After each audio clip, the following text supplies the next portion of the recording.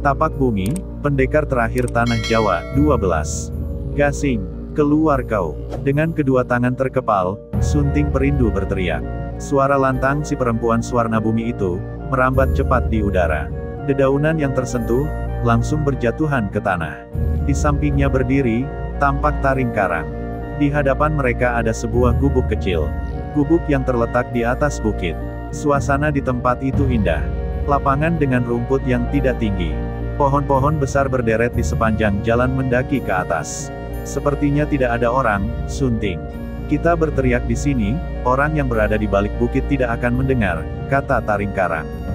Matanya menatap tajam jauh ke atas bukit. Mendengar itu, Sunting Perindu menoleh ke arah Taring Karang. Lakukanlah sesuatu, pinta Sunting Perindu. Lalu, ia berdiri menjauhi Taring Karang beberapa langkah. Taring Karang menarik napas dalam-dalam beberapa kali. Kedua kaki dibuka selebar bahu. Sambil membuka kaki, Taring Karang menarik hembuskan napas dan menggerakkan kedua tangan ke atas dan ke bawah bergantian. Disilangkannya kedua tangan sambil menarik napas lagi. Sesaat napas itu pun ditahan di perut. Tiba-tiba dengan cepat kedua tangannya dihentakkan ke tanah sambil berteriak. Gasing! Gelombang suara teriakan Taring Karang menggema. Kuat dan keras sekali sehingga tanah bergetar dan daun-daun pepohonan di sekitar berjatuhan. Gelombang suara teriakan Taring Karang pun bergerak dengan cepat merambat di udara dan menghantam gubuk yang terletak di atas bukit itu. Duar, gubuk seketika hancur berantakan terkena hantaman gelombang suara yang dikeluarkan oleh Taring Karang. Atap gubuk pun terlempar dan tercerai-berai. Dindingnya yang terbuat dari bilah-bilah bambu hancur terpatah-patah. Tiang-tiang bambunya juga terlempar berantakan. Gubuk itu kini rata dengan tanah. Tidak ada siapa-siapa, ucap Sunting Perindu dengan tatapan tajam ke atas bukit. Iya, tidak ada siapa-siapa. Taring Karang mengulangi perkataan Sunting Perindu, setelah menurunkan gelombang energi tenaga-tenaga dalam. Wajahnya menyeringai memandangi gubuk yang kini telah hancur itu. Baiklah, mari kita cari ke tempat lain, ajak Sunting Perindu kemudian. Namun saat mereka membalikkan badan dan berjalan, dari bukit itu sesosok bayangan orang berkelebat dengan cepat. Bergerak menuruni bukit dan langsung meloncat mendahului Taring Karang dan Sunting Perindu yang sedang berjalan menurun. Sambil melompat ke depan Sunting Perindu dan Taring Karang yang sedang berjalan, sesosok orang yang berkelebat cepat tadi sempat pula menghentakkan kaki ke kepala Taring Karang. Dihentakkannya dengan kuat ke kepala Taring Karang untuk melayang kembali di udara. Hea, sesosok orang yang berkelebat cepat itu berteriak sambil melompat. Taring Karang merasakan terpaan angin yang berembus kencang dari belakang ke arah mereka. Bergegas ia menyiapkan tangkisan. Hua, sambil berteriak Taring Karang segera membalikkan badan dan menyilangkan kedua tangan ke atas. Namun, ia kalah cepat. Tak ayal lagi tubuhnya terperosok ke dalam tanah saat menahan tekanan yang datang dari atas akibat hentakan kaki sesosok tubuh tadi. Saat mendarat, kedua kaki orang yang tiba-tiba menyerang itu diempaskan ke tanah. Brak, tanah bergetar dan di sekitar ia berdiri tampak retak. Seketika debu tanah terlontar ke udara. Tubuh sesosok orang yang tiba-tiba datang menyerang itu, tertutupi debu yang berterbangan. Siapa kalian? Saat debu yang berterbangan telah hilang, tampak seorang lelaki berambut putih panjang dan berjanggut, berdiri di hadapan Taring Karang dan Sunting Perindu. Ia yang menyerang Taring Karang, bertanya dengan sikap siaga akan menyerang lagi.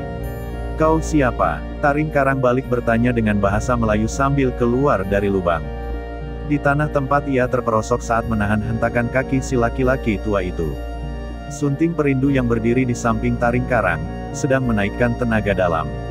Kedua tangan Sunting Perindu berputar di samping dan napasnya berulang kali ditarik diembuskan dengan cepat. Kau yang datang ke tempatku, menghancurkan gubukku, sekarang malah kau yang bertanya. Si laki-laki tua berteriak marah.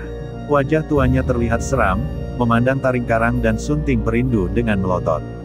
Aku Gasing, teriak si laki-laki tua lagi. Kedua tangan dikepalkan di samping dada. Kedua kakinya bergerak maju. Ia berlari zigzag. Lalu, dengan cepat kedua tangan itu bergantian menghamburkan pukulan ke arah Taring Karang. Hiat, sambil mundur menerima serangan itu, Taring Karang menangkis tinju tangan kanan Gasing. Saat berbenturan, kedua tangan yang sama-sama mengerahkan tenaga dalam itu bergetar dan menimbulkan suara seperti kayu yang dipukulkan ke sebuah karung. Wuaf! Setelah menangkis serangan tinju tangan kanan Gasing, Taring Karang memutar badan dan gantian melayangkan tinju ke arah Gasing.